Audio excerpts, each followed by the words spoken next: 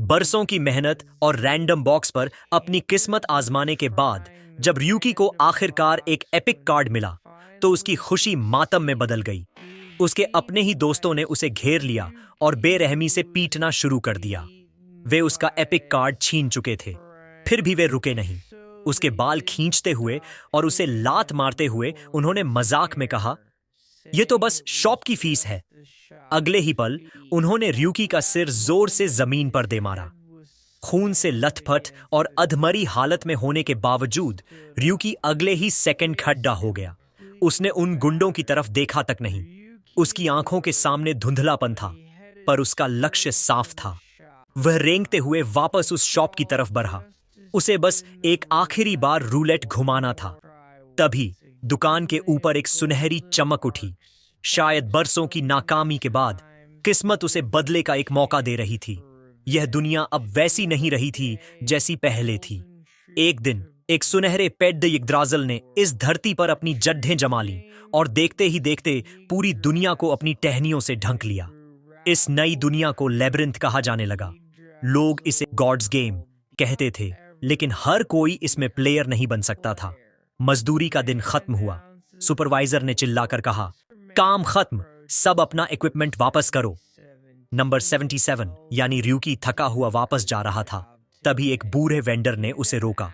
उसने चुपके से एक डेटा आइटम ऑफर किया और कहा, यह डिजिटल है, रिस्क कम है, पर असर जबरदस्त है।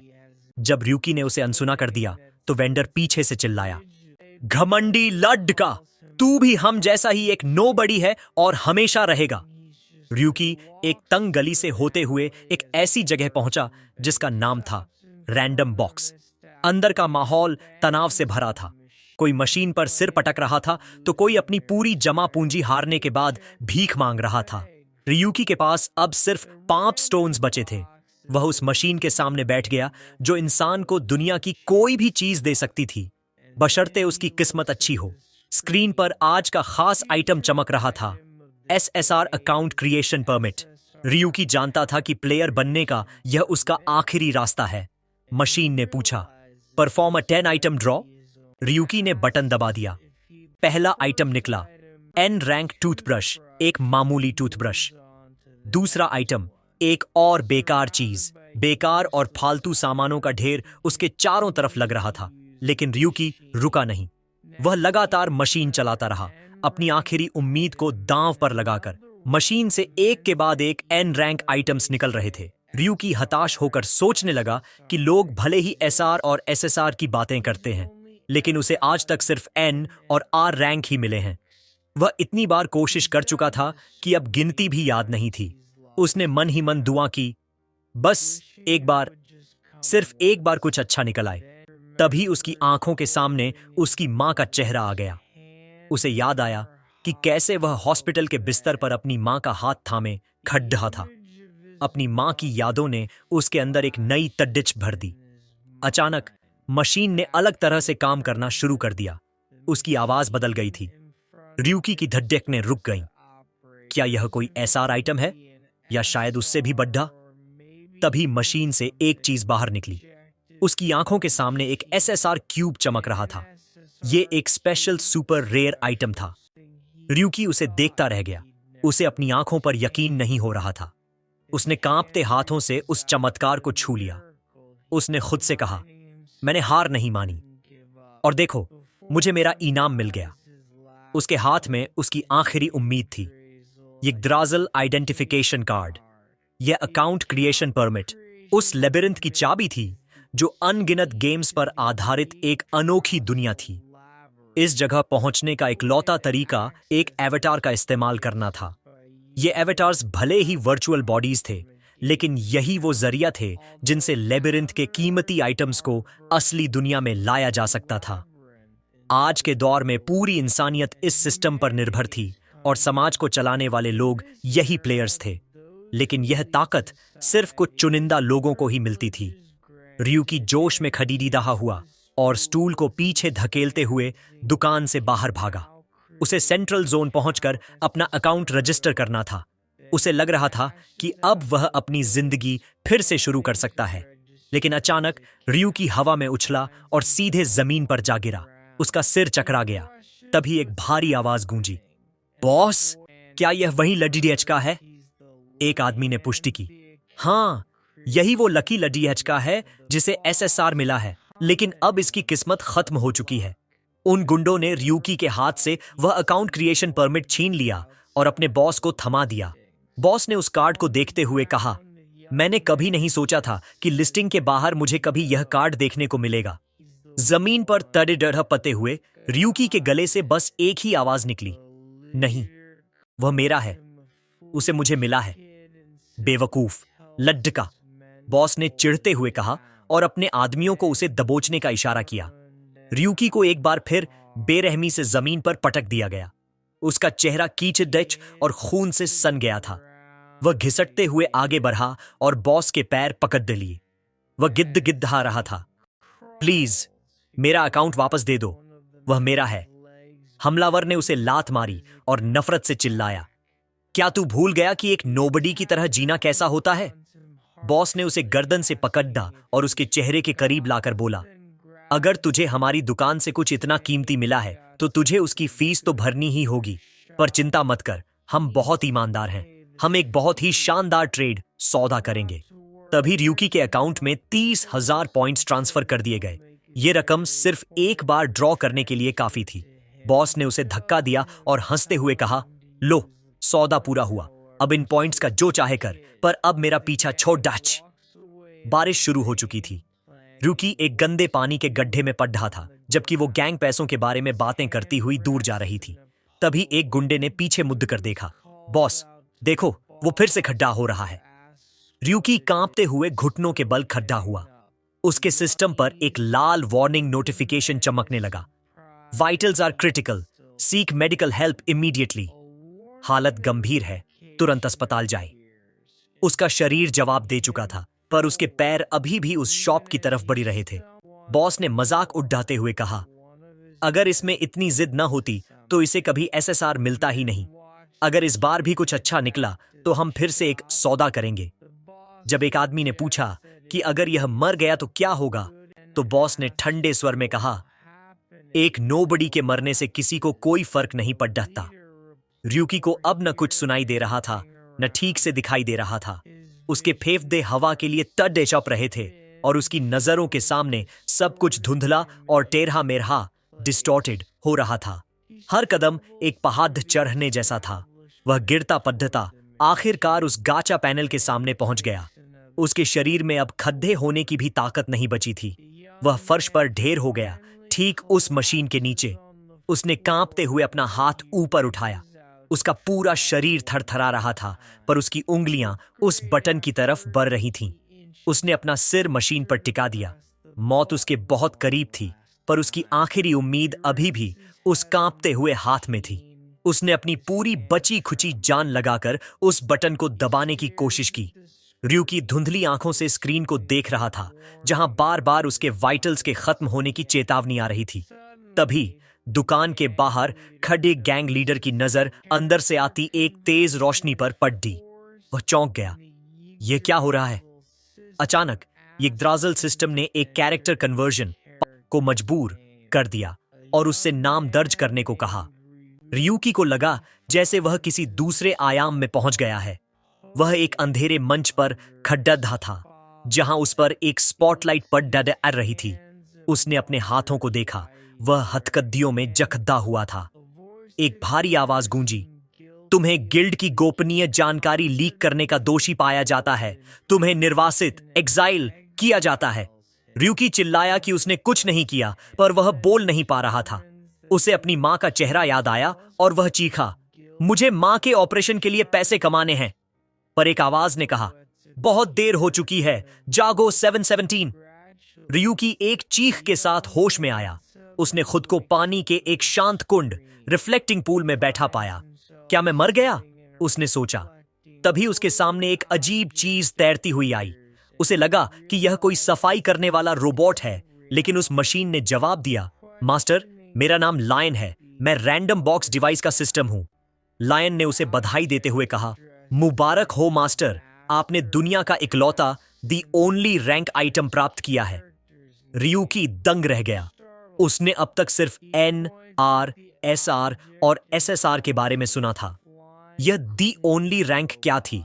लायन ने समझाया कि वे अभी असलियत और यिग्द्राज़ल के बीच की एक दरार में हैं। मास्टर की जान बचाने के लिए सिस्टम ने हस्तक्षेप, इंटरवीन किया है और अब उसके शरीर को सिस्टम के जरिए बदला, कन्वर्ट जा रहा है ताकि वह लैबिरिंथ में प्रवेश कर सके।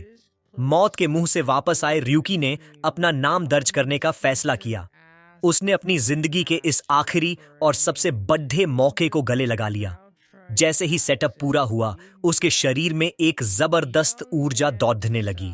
सिस्टम ने ऐलान किया, transporting to the labyrinth, access complete. एक तेज रोशनी ने सब कुछ ढक लिया। जब रियूकी ने अपनी आंखें खोलीं, तो वह एक जादुई दुनिया में था। सिस्टम ने उसका स्वागत किया। Welcome to the world of phantasm. Ryuki ने अपने चारों तरफ के अद्भुत नजारे को देखा। ठंडी हवा उसके बालों से टकरा रही थी। उसके जख्म गायब हो चुके थे और उसके अंदर एक ऐसी ताकत थी जिसे उसने पहले कभी महसूस नहीं किया था। रियूकी ने अपने पैरों के नीचे की जमीन और ताजा हवा को महसूस किया। उसे यकीन हो गया, यही वह लैबिरिंथ है जिसका उसने बरसों सपना देखा था। लेकिन उसकी खुशी ज्यादा देर नहीं टिकी। हड्डियों के चरचराने की आवाज आई और हथियारों से लैस स्केलेटन्स का एक झुंड उसकी तरफ बढ़ने लगा। एक कंकाल ने अचानक उस पर हमला किया। रियूकी जान बचाकर भागने लगा। वह चिल्लाया, मैं किसी ट्यूटोरियल मैप के बजाय सीधे हंटिंग एरिया में कैसे आ गया? स्क्रीन पर जानकारी दिखी, level 1 skeleton, weak to physical damage. उसने अपना स्टेटस विंडो खोलने की कोशिश की, पर लायन ने उसे शांत रहने को कहा। रियूकी भटक गया। प्लेयर बनने के बाद भी मेरे पास कोई स्टार्टर गियर क्यों नहीं है? लायन ने एक चौंकाने वाला खुलासा किया, मास्टर, आप इस लैबिरिंथ के साधारण प्लेयर नहीं हैं। इस दुनिया का सिस्टम आप पर लागू नहीं होता। इसका मतलब है कि आपको कोई लेवल, स्टैट्स या स्किल्स नहीं मिलेंगे। यह सुनकर रियूकी के पैरों तले जमीन खिसक गई। लायन ने सुझाव दिया, अगर आपको कुछ चाहिए तो रैंडम बॉक्स का इस्तेमाल कीजिए। सिस्टम ने उसे लॉगिन और अचीवमेंट के रिवॉर्ड के तौर पर कुल 106 टिकट्स दी। रियूकी ने चिल्लाते हुए कहा, सब इस्तेमाल कर लो, मुझे बस कोई भी हथियार दे दो। उसके हाथ में एक चीज आई। उसने कंकालों को ललकारा, अब मैं तुम्हारी हड्डियों का सूप बना दूंगा। लेकिन जैसे ही उसने हमला किया, उसे एहसास हुआ कि उसके हाथ में वही एन रैंक टॉयलेट ब्रश है। एक ही वार में ब्रश टूट गया। लायन ने कहा, आइटम्स का इस्तेमाल जारी रखिए। रियूकी कचरे जैसे आइटम्स के बीच भाग रहा था। तभी एक कंकाल विग पहनकर उसके सामने आ गया। रियूकी का पैर फिसला और वह पीठ के बल गिर पड़ा। मौत सामने खड़ी थी। तभी उसने लायन को पुकारा। उसके हाथ में एक नई चीज चमकी, एक आर रैंक शॉर्ट स्वॉर्ड। तलवार मिलते ही रियूकी का आत्मविश्वास बढ़ गया। उसने कंकाल के हमले को रोका और चिल्लाया, अब तुम मेरी तलवार से नहीं बचोगे। उसने पूरी ताकत से वार किया, पर कंकाल को खरोंच तक नहीं आई। रियूकी हैरान था। 2 वार में तो इसका HP खत्म हो जाना चाहिए था। लायन ने फिर से याद दिलाया, मास्टर, आप इस सिस्टम का हिस्सा नहीं हैं। आप पर कम्बैट मैकेनिक्स, दुश्मन की हेल्थ कम होना काम नहीं करेगा। कंकाल फिर से हमला करने के लिए तैयार था। रियूकी ने हताश होकर सोचा, क्या इतना बड़ा मौका मिलने के बाद मेरा अंत इतना मजाकिया होगा? जैसे ही कंकाल की तलवार नीचे आई, रियूकी के पीछे एक और रहस्यमयी आइटम प्रकट हुआ। उसने हार मानने से साफ इनकार कर दिया था। कंकाल का वार रियूकी के सिर पर PDDHने ही वाला था कि तभी घास पर एक नया आइटम गिरा। उसने दांत पीसते हुए चिल्लाया, मैं इतनी आसानी से नहीं हारूंगा। जैसे ही उसने हमला रोका, एक जबरदस्त धमाका हुआ और वह कंकाल पीछे जा गिरा। रियूकी खुद हैरान था। क्या यह कोई स्किल थी? ऐसी ताकत तो वर्ल्ड ऑफ फैंटाज्म में मौजूद ही नहीं है। सिस्टम ने अचानक 2 बड़े नोटिफिकेशन दिखाए, SR रैंक स्किल पैरी और SR rank skill sword mastery प्राप्त हुए। लायन ने समझाया, मास्टर, आपका यह रैंडम बॉक्स किसी भी दुनिया के नियमों या पाबंदियों के अधीन नहीं है। इसका सीधा मतलब यह है कि आप यहां सब कुछ हासिल कर सकते हैं। कंकाल खुद को दोबारा जोड़कर हमले के लिए बढ़ा, लेकिन इस बार रियूकी तैयार था। उसने अपनी नई पैरी स्किल का इस्तेमाल किया। कंकाल का वार हवा में ही बेकार हो गया और वह पूरी तरह डिफेंसलेस हो गया। यहां तक कि उसकी विग भी उड्डी हज गई। रियूकी ने फुर्ती से वार किया और एक ही झटके में उस कंकाल के चिथड़े उड़ा दिए। उसे एहसास हुआ, मैं किसी भी स्किल का इस्तेमाल कर सकता हूं, इस लैब्रिंथ के कानून मुझे नहीं रोक सकते। उसकी यह ताकत यिग्द्राज़ल के संतुलन को हिला सकती थी। लायन ने गर्व से कहा, मुझे अपने मास्टर पर हमेशा यकीन था। पहले ही दिन एसएसआर रैंक आइटम निकाल लेना आपकी काबिलियत दर्शाता है। र्यूकी हंस पड़ा। यह पूरी यात्रा ही एक चमत्कार थी, तो अब एक और चमत्कार से क्या डरना। उसने अपनी तलवार की मूठ हिल्ट पर पकड़ डेच मजबूत की और बाकी बचे कंकालों पर टूट पड़ा। एक के बाद एक उसने सभी दुश्मनों को धूल चटा दी। कंकाल के ढेर से एक स्केलेटन मैजिक स्टोन बाहर निकला। र्यूकी ने उसे उठाते हुए कहा, हर प्लेयर इस लैब्रिंथ की रैंकिंग में टॉप पर पहुंचना चाहता है, और मैं भी कोई अपवाद नहीं हूं। मैं भी शिखर तक जाऊंगा। युद्ध खत्म होने के बाद लायन ने रिपोर्ट दी, 7 कंकाल ढेर, 5 जादुई पत्थर प्राप्त।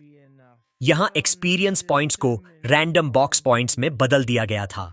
र्यूकी ने हिसाब लगाया कि उसे हर बार 15 स्केलेटन्स मारने होंगे। तभी उसे उस आखिरी एसएसआर आइटम की याद आई जो मशीन से निकला था। वह इतना एब्सर्ड, अजीब और शक्तिशाली था कि उसे यकीन नहीं हो रहा था। लायन ने मजाक में कहा, अगर वह ऐसा ना होता तो एसएसआर कैसे कहलाता। र्यूकी ने कुछ देर सोचने के बाद कहा, मैं इस आइटम को फिलहाल के लिए सील। लायन हैरान था, पर र्यूकी जानता था कि अगर उसने उस चीज का इस्तेमाल किया तो वह बड्ढे बड्ढे गिल्ड्स को भी एक पल में तबाह कर सकता है। वह अभी अपनी ताकत को छिपाकर रखना चाहता था। उसने अपनी तलवार म्यान में डाली और बोला, चलो अब मेरे इक्विपमेंट और स्किल्स चेक करते हैं। र्यूकी ने हिसाब लगाया कि उसे अगले लेवल के लिए 700 आरपी की जरूरत है, और तभी पेड्ढों के पीछे से कंकालों का एक नया झुंड बाहर निकल आया। उसने अपनी तलवार संभाली और मुस्कुराकर कहा, फार्मिंग में टाइम का सही इस्तेमाल ही सबसे जरूरी है। जंगल धमाकों की आवाज से गूंज उठा। वर्ल्ड ऑफ फैंटाज्म में लॉग इन किए हुए आज उसे तीसरा दिन था। आखिरी कंकाल को धूल चटाते हुए उसने लायन सिस्टम चेक किया। डेली क्वेस्ट्स पूरे हो चुके थे। उसने सोचा, यहां लैब्रिंथ में समय 10 गुना तेज चलता है, तो 7 घंटे की फार्मिंग में 1500 आरपी कमाना बुरा सौदा नहीं है। लायन जोश में चिल्लाया, मास्टर, इन पॉइंट से तुरंत डंस ड्रॉ गाचा शुरू कीजिए। र्यूकी ने अपना स्टेटस विंडो खोला, लेकिन उसने गाचा खेलने के बजाय उन पॉइंट्स का इस्तेमाल अपनी स्वॉर्ड मास्टरी और पैरी स्किल्स के लेवल बढ़ाने के लिए किया। लायन यह देखकर पागल हो गया। मास्टर, आप पागल हो गए हैं, इन कीमती पॉइंट्स को स्किल्स पर बर्बाद कर रहे हैं। र्यूकी ने शांति से जवाब दिया, यह स्किल सिस्टम भी मेरी असली ताकत का हिस्सा है। उसने जब ड्रॉप रेट्स के बारे में पूछा तो लायन ने बताया कि एन रैंक के चांस 70% हैं और एसएसआर के सिर्फ 0.3%। र्यूकी बेकार आइटम्स की लिस्ट देखकर भडी डीडीएच का गया। ये टिकट रिजल्ट्स इतने घटिया क्यों हैं? लायन ने याद दिलाया, मास्टर, आपने पहले ही टिकट में एसआर से एसएसआर तक सब कुछ निकाल लिया था, अब और क्या चाहिए? लायन ने पूछा, मास्टर, आप कब तक इस ट्यूटोरियल एरिया में ही रहेंगे? र्यूकी ने जवाब दिया, अभी नहीं पता, मुझे अपनी तलवार और स्किल्स को मैक्सिमम लेवल तक पहुंचाना है। उसे अपनी जानकारी पर पूरा भरोसा था। वह जानता था कि फोर्स ऑफ बिगिनिंग्स शुरुआती गेम के लिए सबसे अच्छी जगह है, और एक बार यहां से निकलने के बाद वह कभी वापस नहीं आ पाएगा। उसने तय किया कि वह यहीं रहकर जितना हो सके उतना मजबूत बनेगा। उसने सोचा, देखते हैं बिना लेवल और स्टैट्स के मैं कितनी दूर तक लाडी डीडीएच सकता हूं। उसे पता था कि 7वें दिन के लॉग इन बोनस में उसे एक गारंटीड एसआर टिकट मिलने वाली है। 7 दिन बीत गए। र्यूकी अब थोड़ा थक चुका था। उसे महसूस हुआ कि यहां अब फार्मिंग करना धीमा होता जा रहा है। उसकी सोर्ड मास्टरी और पैरी अब लेवल 3 पर पहुंच चुके थे। उसने सोचा, शायद इस जगह की स्किल लिमिट अब खत्म हो रही है, अब हमें अगले स्टेज पर चलना चाहिए। जब लायन ने सुझाव दिया कि जाने से पहले 1 हफ्ते का लॉगिन बोनस गाचा इस्तेमाल कर लें, तो र्यूकी ने सिर हिलाकर सहमति दी। र्यूकी ने अपना गारंटीड एसआर टिकट एक्टिवेट किया। उसे उम्मीद थी कि कम से कम इस बार तो कोई कचरा नहीं निकलेगा, पर सब कुछ उसकी किस्मत पर टिका था। अचानक उसके सामने एक अद्भुत हथियार प्रकट हुआ। लायन ने मुस्कुराते हुए कहा, एक पिकअप आखिर पिकअप ही होता है। सिस्टम स्क्रीन पर नए हथियार का नाम चमका, एसआर रैंक गन ब्लेड। जैसे ही र्यूकी ने उसे हाथ में लिया, उसे एहसास हुआ कि अगर यह हथियार दुनिया के सामने आ गया तो कोहराम मच जाएगा। उसने पास के एक पैडीएच पर इसका वार आजमाया। एक ही झटके में विशाल पैडच 2 टुकड़ों में कट गया। ryuki ने सोचा, मेरी सोर्ड मास्टरी के साथ इस गन ब्लेड की ताकत अविश्वसनीय है, शायद अब मैं वो चीज कर सकूं। तभी उसके मन में एक ख्याल आया, अगर मैं यहां मर गया तो क्या होगा? क्योंकि उसका शरीर कन्वर्ट हो चुका था तो असल दुनिया में भी उसकी मौत निश्चित थी। लायन ने समझाया, मास्टर, अगर आप मर भी गए तो यिग्द्राज़िल के बैकअप से आपको पुनर्जीवित रिवाइव करना मुमकिन है। पर सिस्टम ने चेतावनी भी दी, लेकिन वह प्रक्रिया इतनी दर्दनाक होगी कि आप मौत की दुआ करेंगे। ryuki ने बेपरवाही से कहा, बस इतनी सी बात? जब तक मैं सच में नहीं मरता तब तक सब ठीक है। उसने अपनी कॉम्बैट पावर बढ़ाने के लिए बाकी बचे सारे टिकट्स गाचा में झोंक दिए। उसे एक R rank leather armour set मिला जिसे उसने तुरंत पहन लिया। ryuki ने सिस्टम को आदेश दिया, अब से मेरा सारा गेम प्ले रिकॉर्ड करो, यह एक महान शो बनने वाला है। जब लायन ने फाइल का नाम पूछा तो उसने गर्व से कहा, इसे नाम दो the unknown escapes the abyss. उसने चलते हुए लायन को समझाया, भले ही इस जगह को बेस्ट माना जाता है पर राचिया के गेम्स बड़े पैमाने पर बनाए जाते हैं और इनमें बहुत सारी फ्लॉज, कमियां होती हैं। वह उदाहरण देने ही वाला था कि तभी पेड्ढों के बीच से एक विशाल आकृति उभरी। वह काले कवच में लिपटा एक खूंखार योद्धा था। लायन ने उसे पहचाना, the black night of chaos. तुरंत एक सडन क्वेस्ट एक्टिवेट हो गई, defeat the black night of chaos. ryuki ने मुस्कुराते हुए कहा, चलो अपना एक्सपेरिमेंट शुरू करते हैं। उस राक्षस ने भारी आवाज में अपना परिचय दिया और बताया कि वह शून्य वॉइड के किनारे पर ताकतवर योद्धाओं का इंतजार करता है। अगले ही पल उसने अपनी विशाल तलवार से हमला किया। ryuki ने बिजली की फुर्ती से उसका वार रोका। उसने दुश्मन की तलवार को झटक कर दूर धकेला और अपनी गन ब्लेड सीधे उसकी तरफ तान दी। उसे अपनी पैरी स्किल की वजह से फायदा मिला, जिससे वह लेवल के भारी अंतर को नजरअंदाज कर पा रहा था। अब खत्म होने का वक्त है। ryuki ने चिल्लाते हुए पॉइंट ब्लैंक रेंज एकदम करीब से गन ब्लेड का ट्रिगर दबा दिया। गन ब्लेड से निकली गोली ब्लैक नाइट के भारी कवच से टकराई, पर उसका कोई असर नहीं हुआ। ryuki हैरान रह गया, इसकी डिफेंस को भेदना नामुमकिन है। लायन ने उसे डांटते हुए कहा, बेवकूफ मत बनो, किताबी ज्ञान छोड़ दो और असलियत सोचो। क्या एक साधारण ब्लेड इस भारी धातु के कवच को काट सकता है? ryuki को अपनी गलती समझ आई। वह अब तक सिर्फ सिस्टम पर आधारित रणनीतियों के बारे में सोच रहा था।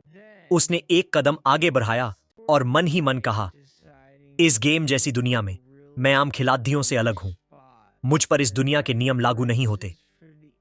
उसने छलांग लगाई और नाइट के एक ऐसे वीक स्पॉट, कमजोर कड़ी को निशाना बनाया जो असली दुनिया के हिसाब से सही था।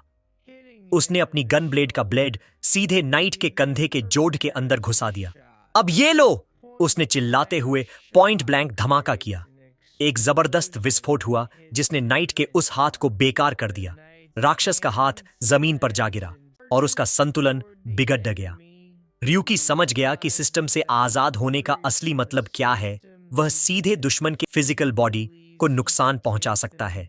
उसे यकीन हो गया कि अगर वह वाइटल पॉइंट्स, मर्म स्थान पर वार करे तो एक ही झटके में किसी को भी ढेर कर सकता है। अचानक एक रहस्यमयी हमला ryuki से टकराया। लायन चिल्लाया, मास्टर संभलिए। ryuki दंग था, यह लॉन्ग रेंज अटैक? यह तो ब्लैक नाइट के पैटर्न में नहीं था। दूर खड्डा नाइट उसे देख रहा था। उसकी गूंजती हुई आवाज आई, तुम एक शक्तिशाली योद्धा हो, देवताओं के लिए खतरा। अब शून्य वॉइड के असली सार को महसूस करो। जमीन से अनगिनत काली किरणें निकलने लगीं। ryuki उन्हें चकमा देने की कोशिश कर रहा था, पर उसे अपनी नादानी का एहसास हुआ। ब्लैक नाइट मिड गेम का दुश्मन था जिसे बेसिक गियर के साथ हराना नामुमकिन था। ऊपर से वह एक नो रिटर्न जोन में फंसा था जहां से भागने का कोई रास्ता नहीं था। उसने अपनी पैरी स्किल का इस्तेमाल करना चाहा, पर हमले बहुत ज्यादा थे। एक सीधा प्रहार ryuki के सीने पर लगा और वह बुरी तरह घायल होकर पीछे जा गिरा। तभी दृश्य बदल गया। ryuki गुस्से में एक मेज पर हाथ मारता है। मैं इसे स्वीकार नहीं कर सकता। यह उसकी पुरानी जिंदगी की याद थी। लिंडसोर गिल्ड के एक एक्सपर्ट एनालिस्ट के रूप में उसने एक स्ट्रेटजी गाइड तैयार की थी जिसे उसके सीनियर ने ठुकरा दिया था। सीनियर ने ठंडे स्वर में कहा, रयूकी, तुमने जिस एरिया की गाइड दी है उसे अनफेल पहले ही क्लियर कर चुका है। ryuki ने जोर देकर कहा, लेकिन मेरी रणनीति कहीं ज्यादा एफिशिएंट, बेहतर है। उस आदमी ने उपहास करते हुए जवाब दिया, भले ही तुम्हारे पास एस रैंक प्लेयर्स हों, पर एक हाई लेवल खिलाड़ी के लिए यह सिर्फ एक साधारण रणनीति है। तुम्हारी मेहनत का यहां कोई मोल नहीं है। कोई दोबारा जांच नहीं होगी। यह गिल्ड के एस अनफेल का फैसला है। सुपीरियर ने ठंडे लहजे में कहा। ryuki ने गुस्से में मेज पर मुक्का मारा। उसे चिढ़ थी कि गिल्ड में हर काम अनफेल के मूड के हिसाब से क्यों होता है, पर वह शांत हो गया। उसे अपनी मां के ऑपरेशन के पैसों का इंतजाम करना था। उसे बस अपनी काबिलियत साबित करनी थी। तभी सिंथिया ने उसे आवाज दी। वह लिंडसोर गिल्ड में एक रिसर्चर थी। उसने ryuki को कॉफी देते हुए सहानुभूति जताई। क्या तुम्हारी स्ट्रैटेजी गाइड फिर से रिजेक्ट हो गई? मुझे फिक्र होती है कि तुम इस पर बहुत ज्यादा ध्यान दे रहे हो। ryuki ने उसकी मदद स्वीकार कर ली। उसने समझाया कि स्ट्रैटेजी का आखिरी हिस्सा बेहद गोपनीय कॉन्फिडेंशियल है और उसे पूरा करने के लिए कुछ और मटेरियल्स की जरूरत है। सिंथिया ने मुस्कुराते हुए मदद का वादा किया। अस्पताल में ryuki ने अपनी मां का हाथ पकड़ डाचकर उन्हें एक बड़ी खुशखबरी दी। मां, आपके ऑपरेशन की तारीख तय हो गई है। जब उसकी मां ने पैसों के बारे में पूछा तो उसने झूठ बोल दिया कि उसकी स्ट्रैटेजी गाइड को गिल्ड ने मंजूरी दे दी है। उसकी मां ने खुशी के आंसू पोंछते हुए उसे गले लगा लिया और उसकी कड़ी मेहनत की तारीफ की। ryuki ने मन ही मन सिंथिया को शुक्रिया कहा, यह सोचकर कि उसकी मदद से ही सब ठीक हुआ है, लेकिन हकीकत कुछ और ही थी। अचानक उसे गिल्ड के मीटिंग रूम में बुलाया गया। वहां उस पर बिजली गिर पड़ी। गोपनीय जानकारी लीक करने के जुर्म में तुम्हें लिंडसिया से निकाला जाता है। सुपीरियर ने बताया कि उनके पास सारे सबूत हैं और यह सब अनफेल और सिंथिया ने मिलकर पकड़ा है। सिंथिया, उसका नाम ryuki के दिमाग में गूंज उठा। तभी गिल्ड का वाइस मास्टर लिनफुल डेरियस वहां दाखिल हुआ। उसने नफरत से ryuki की तरफ देखा। तो तुम ही हो वो जो बार बार अपनी बेकार स्ट्रैटेजी गाइड्स भेजकर हमें परेशान कर रहे थे। तुम्हारी शक्ल देखकर ही मेरा इंटरेस्ट खत्म हो गया। तभी ryuki ने देखा कि लिनफुल ने सिंथिया के कंधे पर हाथ रखा हुआ है। लिनफुल ने सिंथिया से माफी मांगते हुए कहा, सॉरी, तुम्हें इस जैसे आदमी के चक्कर में पड्डी एचना पड्ढा। चलो आज ड्रिंक पर चलते हैं। बाहर जाते वक्त लिनफुल ने ryuki के कंधे को छुआ और धीरे से बोला, अपनी औकात न जानने का यही अंजाम होता है। उसने ryuki पर आरोप लगाया कि वह पीठ पीछे बातें करता है और घमंड में आकर गिल्ड को नीचा दिखाने के लिए अपनी स्ट्रैटेजी बनाता है। उसने हंसते हुए कहा, मुबारक हो, तुम्हारी इस बोरिंग जिंदगी का अंत यहीं होता है। आज से तुम्हारा रैंक छीना जाता है। तुम अब सिर्फ एक अनाम हो। लिनफुल के ये शब्द ryuki के कानों में आज भी जहर की तरह घुल रहे थे। अदालत ने उसे हर आरोप में दोषी पाया। उसकी सारी संपत्ति जब्त कर ली और यहां तक कि उससे उसका नाम भी छीन लिया गया। लेकिन वर्तमान में ब्लैक नाइट के जानलेवा हमले के बीच ryuki फिर से खड्डा हुआ। ब्लैक नाइट हैरान था। तुम अभी भी जीवित हो? एक मामूली इंसान में इतनी ताकत कहां से आई? उसने गरजते हुए कहा कि डीमन गॉड के आशीर्वाद को कोई नहीं रोक सकता। ryuki का शरीर टूट रहा था। उसने सोचा, क्या सब यहीं खत्म हो जाएगा? क्या मेरी जिंदगी कूड़े का ढेर बनकर रह जाएगी? तभी उसकी आंखों के सामने उसकी मां का चेहरा और वो वादा आया जो उसने खुद से किया था। मैं अपना सब कुछ वापस लूंगा, पाई पाई का हिसाब करूंगा। अचानक एक और प्रहार उसके बगल में लगा, पर इस बार ryuki ने हार नहीं मानी। उसने अपने पैर जमीन पर मजबूती से टिका दिए और दहाड़ा। असली लड़ाई तो अब शुरू हुई है। वह बिजली की गति से नाइट की तरफ उछला और अपनी गन ब्लेड से सीधे उसके हेल्म कवच का सिर पर प्रहार किया। वार करते समय उसके दिमाग में लिनफुल और सिंथिया के चेहरे घूम रहे थे। उसने कसम खाई, मैं तुम में से एक को भी नहीं छोड़ दूंगा, सबको धूल चटा दूंगा। उसने अपनी पूरी ताकत झोंक दी और गन ब्लेड से एक अंतिम शॉट दागा। एक जबरदस्त धमाके के साथ ब्लैक नाइट का विशाल शरीर जमीन पर ढेर हो गया। लायन सिस्टम ने स्क्रीन पर दिखाया, इमरजेंसी मिशन अचीवमेंट्स कंप्लीटेड। मरते हुए नाइट ने उसकी ताकत को स्वीकार किया। तुमने 0 वॉइड को हरा दिया है योद्धा। अब आगे बढ़ो। र्यूकी ने हाँफते हुए जवाब दिया, मेरे पास और कोई रास्ता भी नहीं है। दूसरी तरफ एक लग्जरी ऑफिस में मॉनिटर पर यह पूरी लाढाई दिखाई जा रही थी। चश्मा पहने एक शख्स ने पूछा, यह फुटेज कब आई? उसके असिस्टेंट ने बताया कि यह कुछ घंटे पहले की है। वह शख्स कोई और नहीं, लिंजिया गिल्ड का मास्टर गैब्रियल डैरियस था। उसने आदेश दिया, गाड़ी निकालो, हमें तुरंत निकलना होगा। इंटरनेट पर RU 77 का video escape of the unknown आग की तरह फैल गया था। सोशल मीडिया पर बहस छिड़ गई। यह फेक न्यूज है, कोई सब प्लेयर उस एरिया में कैसे जा सकता है? क्या वह सच में ब्लैक नाइट था? उसे हराना नामुमकिन है। क्या आपने उसकी गन्सवर्ड देखी? क्या उससे सच में पैरी करना मुमकिन है? पूरी दुनिया के लिए वह सिर्फ एक अननोन था, लेकिन रियूकी के लिए यह उसके बदले की शुरुआत थी। इंटरनेट पर वीडियो के व्यूज 302,000 पार कर चुके थे।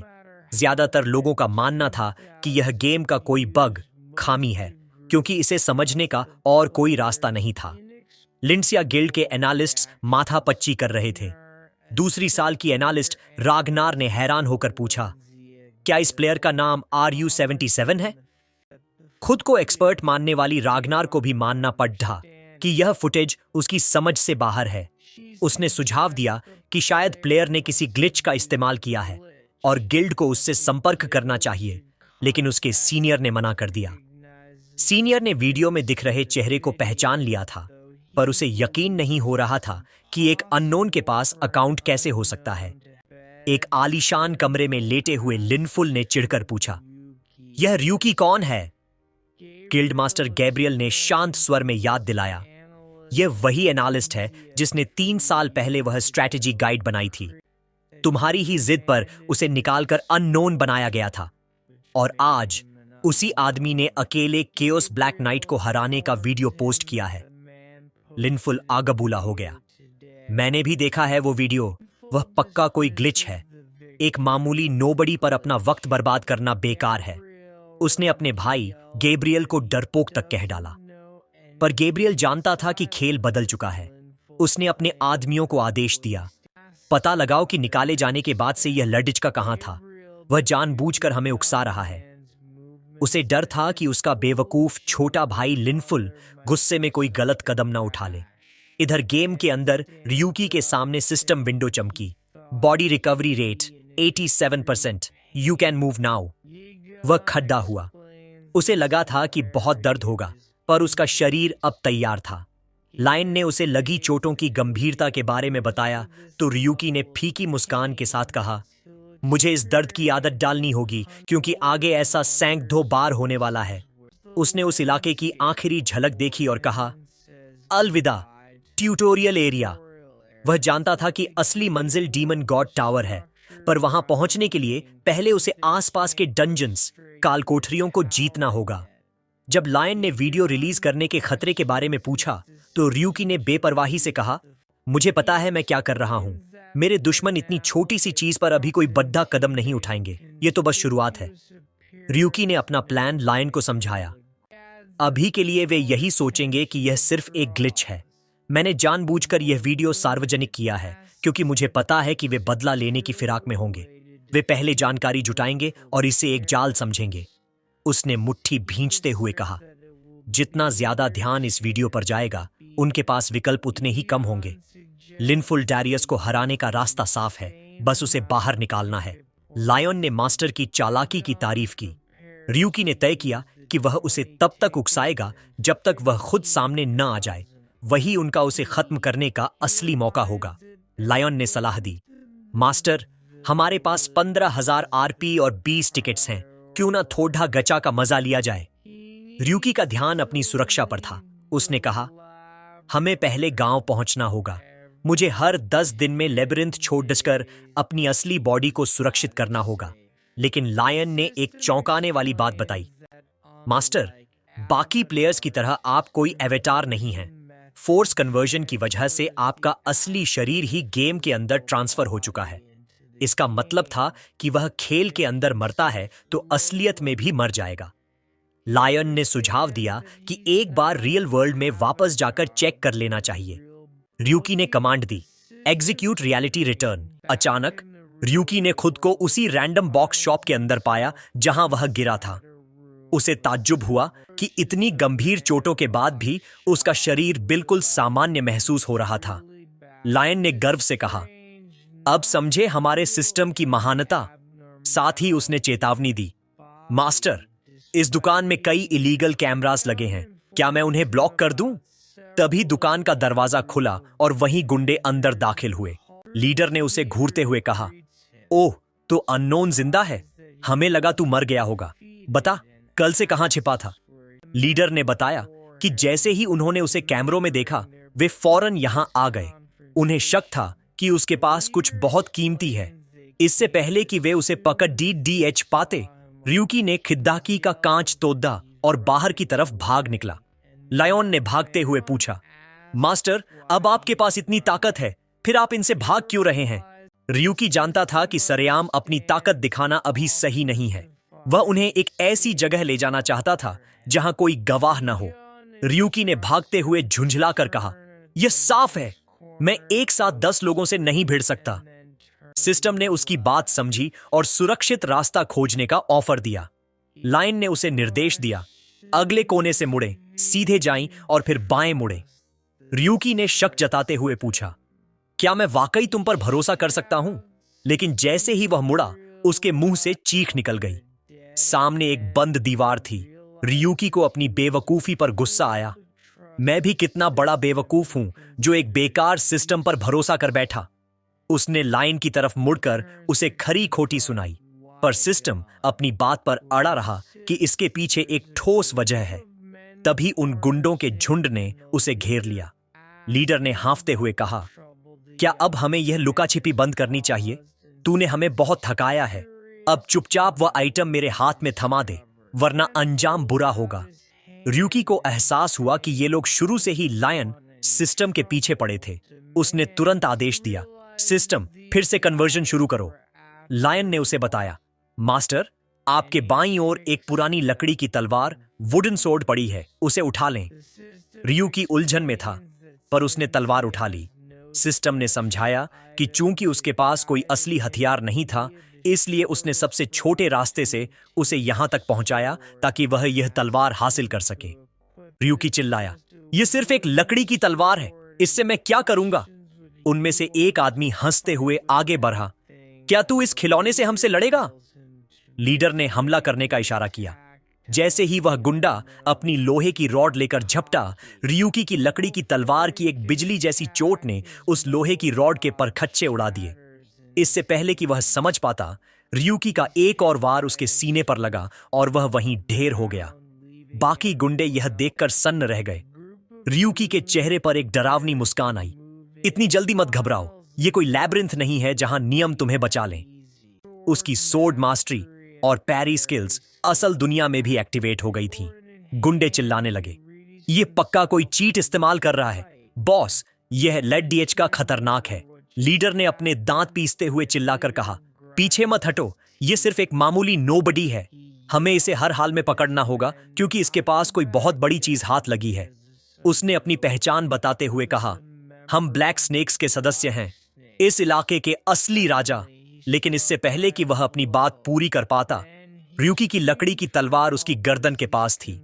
एक एक करके सारे गुंडे जमीन पर तड़प रहे थे।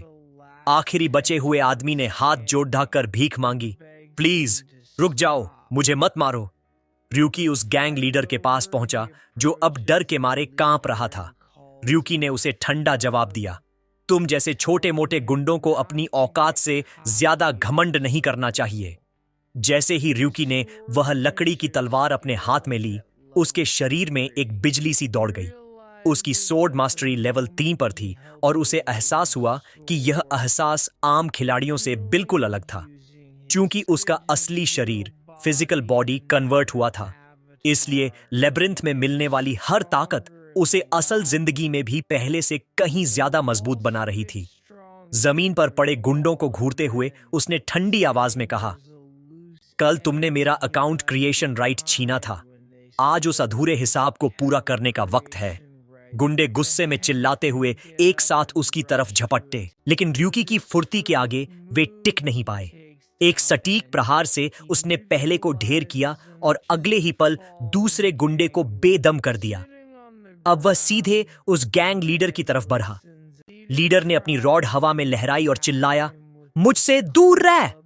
उसने पूरी ताकत से हमला किया, लेकिन र्यूकी ने सिर्फ एक लकड़ी की टहनी से उस वार को बीच में ही रोक दिया। उसकी पैरी लेवल 3 एक्टिवेट हो चुकी थी। र्यूकी ने उसकी आंखों में आंखें डालकर पूछा, तुम्हारे सारे आदमी तो गिर चुके हैं, क्या तुम्हें वाकई एक और राउंड चाहिए? लीडर बौखलाकर फिर से हमला करने बढ़ा, लेकिन र्यूकी ने एक ही झटके में उसके हाथ को लकड़ी के टुकड़े से जमीन पर पिन कर दिया। वह बेबस होकर चिल्लाया, मैं ब्लैक स्नेक्स का रूगा हूं, तू बचेगा नहीं। इससे पहले कि वह अपनी धमकी पूरी करता, र्यूकी के एक वार ने उसे चुप करा दिया। र्यूकी ने नीचे पड्डीढे उस लाचार शख्स को देखा और सोचा, ताकत का होना वाकई दिलचस्प है। क्या उस दिन मुझे हराते वक्त तुम्हें भी ऐसा ही महसूस हुआ था? लीडर अब रहम की भीख मांग रहा था, प्लीज रुक जाओ। लेकिन र्यूकी के दिल में कोई दया नहीं थी। उसने कहा, वह कार्ड मेरी इकलौती उम्मीद थी, अब मैं तुम्हारी उम्मीद भी तुमसे छीन लूंगा। लीडर ने आखिरी बार धमकी दी कि किसी ब्रॉन्ज रैंक खिलाड़ी से पंगा लेना उसे भारी पड़ेगा, पर र्यूकी ने शांति से जवाब दिया, कोई बात नहीं, बस तुम्हारी खामोशी पक्की होनी चाहिए। एक आखिरी प्रहार के साथ उसने लीडर को पूरी तरह न्यूट्रलाइज कर दिया। बाद में पास की एक छत पर लेटे हुए र्यूकी से लायन ने पूछा, मास्टर, आपने उन्हें हमेशा के लिए खत्म क्यों नहीं किया? वे बदला लेने जरूर आएंगे। र्यूकी ने आसमान की तरफ देखते हुए जवाब दिया, इतना गिरना आसान नहीं है और मैं उनके जैसा घटिया नहीं बनना चाहता। लायन ने टिप्पणी की कि डर और नफरत इंसानों की कमजोरी है। फिर उसने एक खुलासा किया, मास्टर, मैंने उनके इंटरनल डिवाइसेस के साथ छेड़छाड़ की है और उनकी विजुअल इंफॉर्मेशन को बदल दिया है। वे आपको पहचान नहीं पाएंगे। र्यूकी हैरान रह गया, तुम यह सब भी कर सकते हो? तुम वाकई कमाल के हो लायन। र्यूकी ने अपना छोटा चाकू हाथ में घुमाते हुए सोचा कि लायन की यह ताकत वाकई खतरनाक है। सिस्टम ने समझाया कि यह हेरफेर, मैनिपुलेशन केवल तभी काम करता है जब सामने वाले की मानसिक स्थिति अस्थिर हो। उन गुंडों के लिए र्यूकी अब एक साधारण इंसान नहीं, बल्कि खौफ का वो मंजर बन चुका था जिसे वे दोबारा चुनौती देने की हिम्मत भी नहीं करेंगे। अपने कमरे में बैठे हुए उसने तय किया कि उसकी पहचान अभी एक राज ही रहनी चाहिए, वरना दुनिया में तहलका मच जाएगा।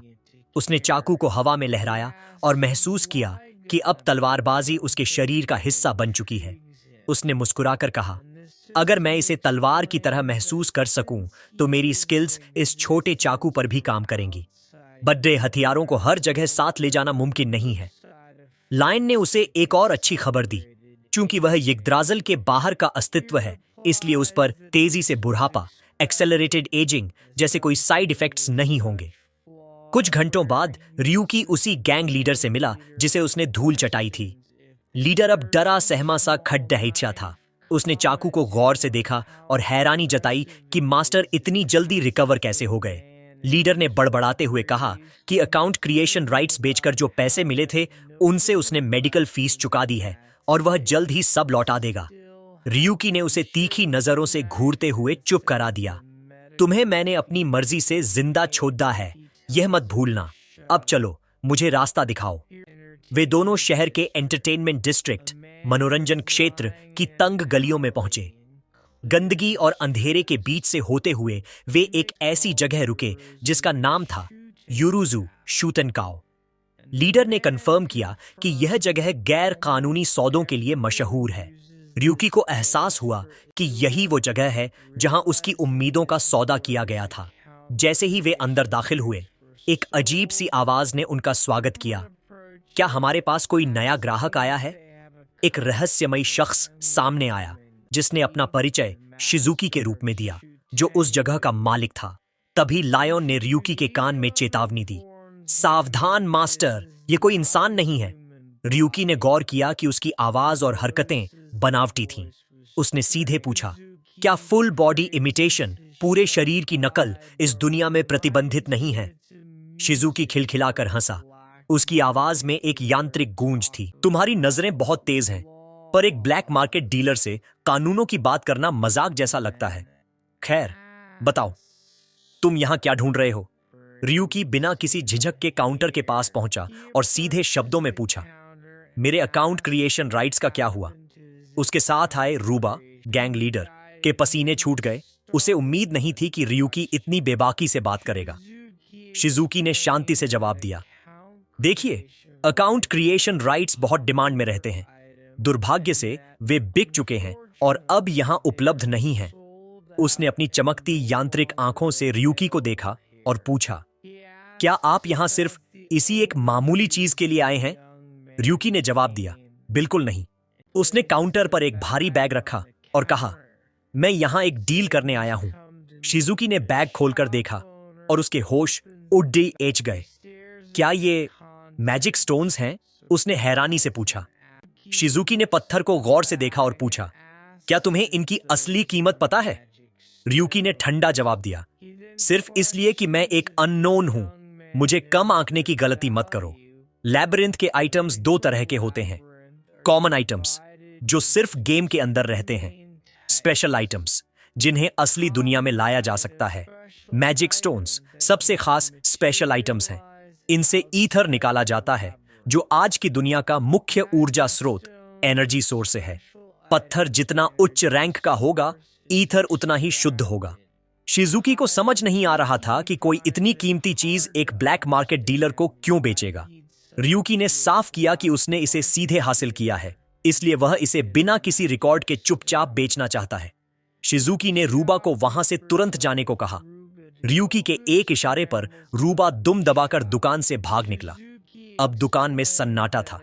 शिजुकी ने मुस्कुराते हुए कहा, शुरुआत में मुझे लगा तुम कोई किस्मत वाले अननोन हो जिसने कहीं से ये पत्थर चुरा लिए होंगे, लेकिन हाल ही में एक ऐसा खिलाड़ी सामने आया है जो सभी नियमों को तोड़ रहा है। रियूकी ने पूछा, तुम्हारा क्या मतलब है? शिजुकी ने अपनी बाहें फैलाते हुए स्वागत किया। मैंने सोचा तो था, पर यकीन नहीं था कि उस वायरल वीडियो का असली स्टार मेरी दुकान पर आएगा।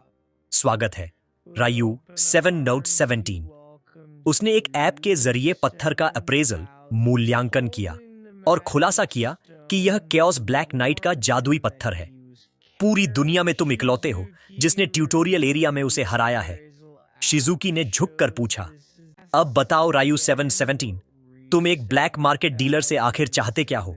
रियूकी ने बिना किसी लाग लपेट के सीधे कहा, मुझे एक मॉड चाहिए। उसने अपने सिर की तरफ इशारा करते हुए पूछा कि क्या दुकानदार के पास ऐसा कुछ है? शिजुकी थोड़ा ठिठका और उसने हैरानी से पूछा, क्या तुम्हें पता भी है कि मॉड्स क्या होते हैं? रियूकी ने जवाब दिया, वे ऐसे एप्लीकेशंस हैं जो लैबिरिंथ के बुनियादी हिस्सों को बदल देते हैं। लेकिन शिजुकी ने सिर हिलाते हुए समझाया कि ज्यादातर मॉड्स को उनकी खराब कार्यक्षमता और घातक कमियों, फ्लॉज की वजह से फेंक दिया गया था। पर रियूकी अपनी बात पर अड्ढा रहा। एक ब्लैक मार्केट डीलर के पास कुछ न कुछ तो छिपा हुआ जरूर होगा। मेरा मकसद लैबिरिंथ की मुश्किलों को कम करना है और मैं इसके साइड इफेक्ट्स, दुष्प्रभाव झेलने के लिए तैयार हूं। शिजुकी ने खिड़की की तरफ इशारा करते हुए पूछा, क्या तुमने दुकान के बाहर उस लाचार आदमी को देखा? रियूकी को वह तड़पता हुआ शख्स याद आया। दुकानदार ने खुलासा किया, वह एक मॉड यूजर था। उसने पेनलेस मॉड खरीदा था ताकि उसे दर्द महसूस न हो, लेकिन नतीजा भयानक रहा। दर्द कम होने के बदले उसकी बाकी इंद्रियां, सेंसेस, इतनी संवेदनशील हो गईं कि उसका मानसिक संतुलन बिगड़ डाच गया। एडमिनिस्ट्रेशन ने इन्हें बैन कर दिया है, इसलिए तुम भी यह इरादा छोड़ दो। रियूकी एक कदम आगे बढ़ा और शिजुकी की आंखों में आंखें डालकर बोला, क्या मैं तुम्हें एक साधारण प्लेयर दिखता हूं? मैंने अकेले केओस ब्लैक नाइट को हराया है। लोग मुझे पहले ही चीटर कह रहे हैं। मुझे परवाह नहीं कि लोग मुझे टॉप टियर स्किल्स वाला जीनियस कहें या ग्लिच का इस्तेमाल करने वाला नोबॉडी। उसने सीधे शिजुकी पर निशाना साधते हुए कहा, मुझे तरीकों या रास्तों की परवाह नहीं है। मैं इन मॉड्स का इस्तेमाल करूंगा बजाय इसके कि वे यहां धूल फांकते रहें। शिजुकी उसकी हिम्मत देखकर प्रभावित हुआ। क्या तुम यह कह रहे हो कि तुम इन मॉड्स पर काबू पा सकते हो? उसने मुस्कुराते हुए कहा, ठीक है, मैं भी देखना चाहता हूं कि क्या होता है। शिजुकी उसे एक गुप्त कमरे में ले गया। उसने एक पुराना बक्सा खोला जिसमें कई डिस्क रखी थीं। जब एडमिनिस्ट्रेशन ने सब कुछ नष्ट कर दिया था, तब मैंने इन्हें आखिरी वक्त पर बचा लिया था। अगर तुम वाकई इन्हें इस्तेमाल करना चाहते हो तो इनमें से किसी एक को आजमाओ। रियूकी ने पहली डिस्क उठाई, वर्ड 101। लायन ने तुरंत जानकारी दी, मॉड ट्रिपल अटैक पावर। लेकिन सिस्टम ने चेतावनी दी कि इसका कोई व्यावहारिक असर नहीं है, यह सिर्फ आंकड़ों को तिगुना दिखाता है, असलियत में नहीं। फिर रियूकी ने दूसरी डिस्क उठाई। लायन की आवाज उसके कानों में गूंजी, mod 1 second future prediction, 1 second भविष्य की भविष्यवाणी। यह एक बेहतरीन आइडिया था, लेकिन इसे लागू करने में सिस्टम पूरी तरह नाकाम रहा था। रियूकी ने उस डिस्क को हाथ में घुमाया और उसकी आंखों में एक नई चमक आ गई। रियूकी ने बाकी की बेकार डिस्केस को किनारे कर दिया। लायन ने एक एक करके उन्हें कचरा घोषित किया। एक मॉड सिर्फ दिखावे के लिए चेहरे बदलता था, तो दूसरा स्किल्स को इतने कम अंतर से बढ़ाता था कि उसका कोई मतलब नहीं था। 3000x सेंसिटिविटी मॉड को देखते ही रियूकी को उस तोड़ी छिपते हुए आदमी की याद आई और उसने उसे फौरन रिजेक्ट कर दिया। तभी उसकी नजर एक खास डिस्क पर पड़ रही। उसने उसे हाथ में लिया और पूछा, यह प्रोबेबिलिटी मैनिपुलेशन, संभावनाओं में हेरफेर, क्या है? लायन की आवाज में उत्साह था, मास्टर, आपकी नजर तेज है। यह मॉड खिलाड़ी के पक्ष में घटनाओं की संभावनाओं को बढ़ा देता है। चूंकि आप पर एवेटार वाली पाबंदियां लागू नहीं होती, तो आप 0.5% से 1% तक के सुधार की उम्मीद कर सकते हैं। रियूकी के दिमाग में तुरंत एक बात कौंधी, अगर यह लूट बॉक्सेस और गाचा पर काम कर गया तो यह सबसे शक्तिशाली हथियार साबित होगा। उसने शिजुकी से कहा, मैं यह वाला और 2 अन्य मॉड्स लूंगा, कुल 3। शिजुकी खिलखिलाकर हंसा और उसकी तारीफ की, तुम सिर्फ बड्डी बातें नहीं करते, तुमने कचरे के ढेर में से सबसे बेहतरीन चीजें चुनी हैं। उसने खुलासा किया कि वह दरअसल रियूकी का टेस्ट ले रहा था। मुझे आदेश मिले थे कि मॉड्स मांगने वाले ग्राहकों को परखा जाए। मेरी नीयत तुम्हें धोखा देने की नहीं थी। उसने माफी के तौर पर उन आइटम्स को बहुत कम कीमत पर रियूकी को दे दिया। सिस्टम ने पूछा, install external application? External application install करें। रियूकी ने उसे मंजूरी दे दी। जाते जाते शिजुकी ने एक आखिरी सवाल पूछा, अगर तुम वाकई इन मॉड्स पर महारत हासिल कर लेते हो तो तुम इस ताकत का क्या करोगे? रियूकी के चेहरे पर एक रहस्यमयी मुस्कान आई। उसने एक उंगली हवा में उठाई और घोषणा की, मैं नंबर 1 बनूंगा। मैं ब्रॉन्ज, सिल्वर, गोल्ड और प्लैटिनम, हर रैंक को पीछे छोड़कर इस दुनिया के शिखर, पिनिकल पर पहुंचूंगा। दुकान से बाहर निकलकर रियूकी ने यिग्द्राज़िल के विशाल पेड़ को देखा जो शहर के ऊपर खड़ा था। हाथ में अपना नया आईडी कार्ड लेकर उसने गांव में प्रवेश किया। लायन ने कहा कि इस लैबिरिंथ में हर कोई एक अजनबी ही है, इसलिए प्रवेश में कोई दिक्कत नहीं हुई। गांव का नजारा किसी मिडीवल फैंटेसी फिल्म जैसा था। बाजारों में चहल पहल थी, दुकानदार ग्राहकों को लुभा रहे थे और बच्चे गलियों में भाग रहे थे। लायन ने फिर से जिद शुरू कर दी, मास्टर, अब तो रैंडम बॉक्सेस खोल लीजिए। पर रियूकी ने उसे डांटते हुए कहा, तुम एक गाचा एडिक्ट, जुए के आदी बन चुके हो, खुद पर काबू रखो। तभी रियूकी को कुछ अजीब महसूस हुआ। अचानक आसपास के लोगों के चेहरे सख्त और डरावने हो गए। वे उसे नफरत भरी नजरों से देख रहे थे। ये सब हमें इस तरह क्यों देख रहे हैं? रियूकी ने पूछा। उसे जल्द ही एहसास हुआ कि एनपीसीज, गेम के पात्र, खिलाड़ियों से नफरत करते हैं क्योंकि उनके साथ हमेशा बुरा बर्ताव किया जाता है।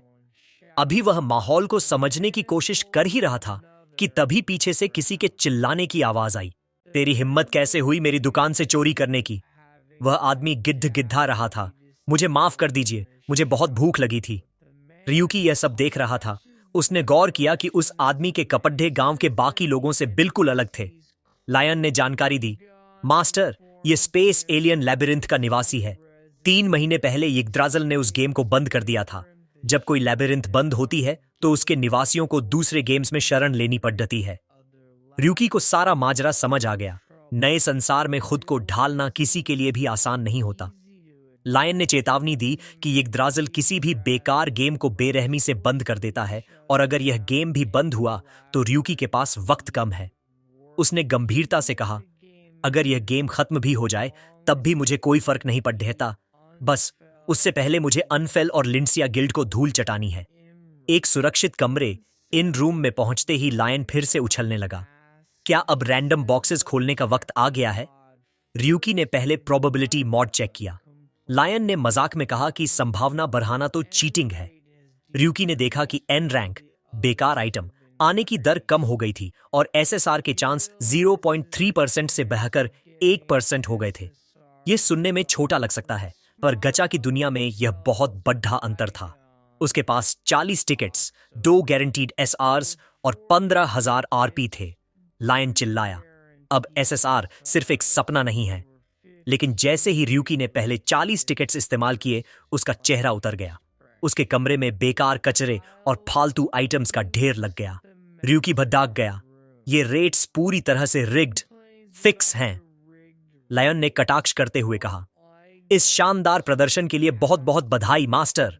तभी रियूकी को एक अजीब सा एहसास, फ्लैश ऑफ इंट्यूशन हुआ। उसने अपने गारंटीड टिकट्स एक्टिवेट किए। अचानक पासा पलट गया।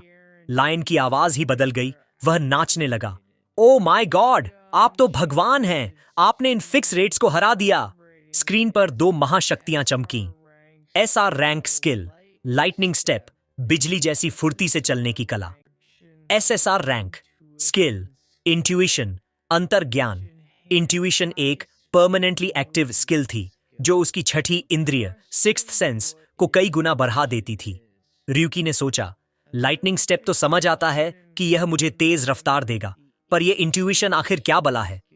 जैसे ही स्किल इक्विप हुई, उसे अपने आसपास की दुनिया पहले से कहीं ज्यादा साफ और अलग महसूस होने लगी। उसे खतरे और मौकों की गंध पहले ही आने लगी थी। रियूकी ने ठंडी मुस्कान के साथ जवाब दिया, उस डंजन की तरफ जहां लिनफुल डैरियस ने अपना सबसे बड़ा रिकॉर्ड बनाया था। लायन ने चेतावनी दी कि यह उनका पहला काल कोठरी डंजन मुकाबला है, पर रियूकी का आत्मविश्वास अडिग था।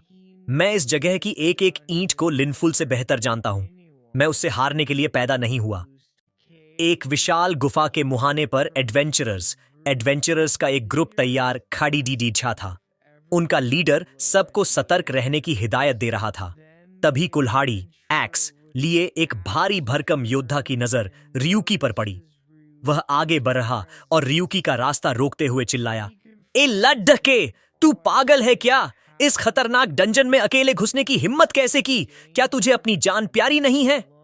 रियूकी ने अपनी तलवार की मूठ पर हाथ रखा और शांति से उसकी आंखों में देखा। उसे पता था कि गुफा के अंदर जो खतरे इंतजार कर रहे हैं, वे इस योद्धा की कल्पना से भी परे हैं।